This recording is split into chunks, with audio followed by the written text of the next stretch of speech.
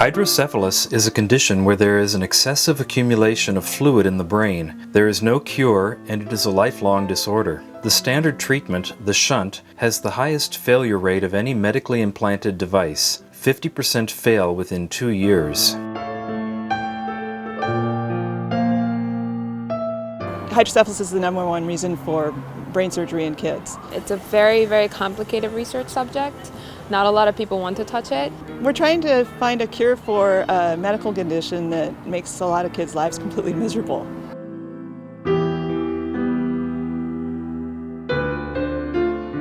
Kelli's daughter, Brianna, is only 14 years old and has had over 27 brain surgeries within the past 4 years. All of a sudden, my daughter who'd had brain surgery 5 months before had this bubble on the back of her head. And we go into the doctor and he goes, well, I think your daughter's developed hydrocephalus. He actually used a needle and he suctioned off all that fluid, and we wrapped her head to hope that the brain leaking would stop, and it didn't.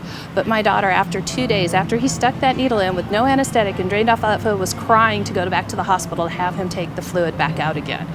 The shunts fail, the tubes move, stitches have broken open.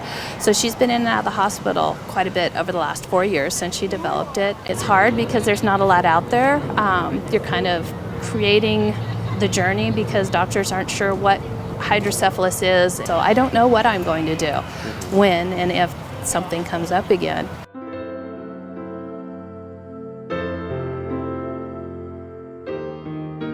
My name is Allene Soshea, and I have normal pressure hydrocephalus.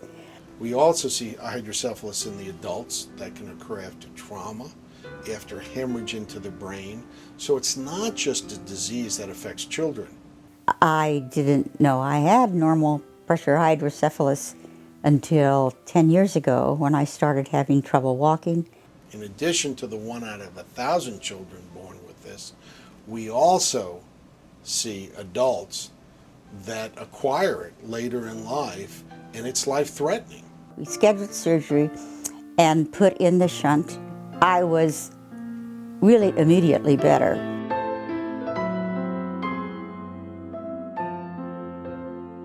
So you're driving down the street in the area that you're operating in that day. Next thing you know, you're kind of clearing the smoke away and trying to figure out exactly what happened and make sure everybody to your left and right is still okay. Currently I have a VP shunt placed on the left side of my head. I started getting the headache symptoms, the end of training at night would be around 2300 at night. And by that time, most of the time, be curled up in a fetal position, just trying to wait for them to pass. For the most part, the VP shunt has taken care of the severe headaches. Svend is living with hydrocephalus and has had 5 brain surgeries. My name is Svend Phillips. I'll be 9 the 22nd. I've already written my birthday list. One of the challenges about my life is that I'm not really the same. What I would really like to be most is president. The struggle with hydrocephalus continues. Primary standards of treatment have been virtually unchanged for over 50 years. So little's been done. Anything we do is going to move us towards a cure. What can we do about it to not have to give them just one option of having a shunt put in? And if we can plant the seed by funding some research that's never been done before, then it's endless, the possibilities. The possibilities are completely endless.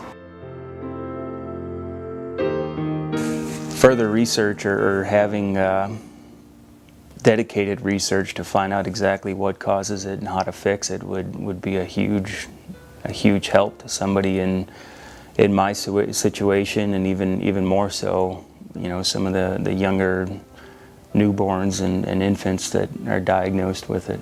When it comes down to it, we need more funding. We need more people to know about hydrocephalus. I really hope that the medical profession becomes more aware of normal pressure hydrocephalus.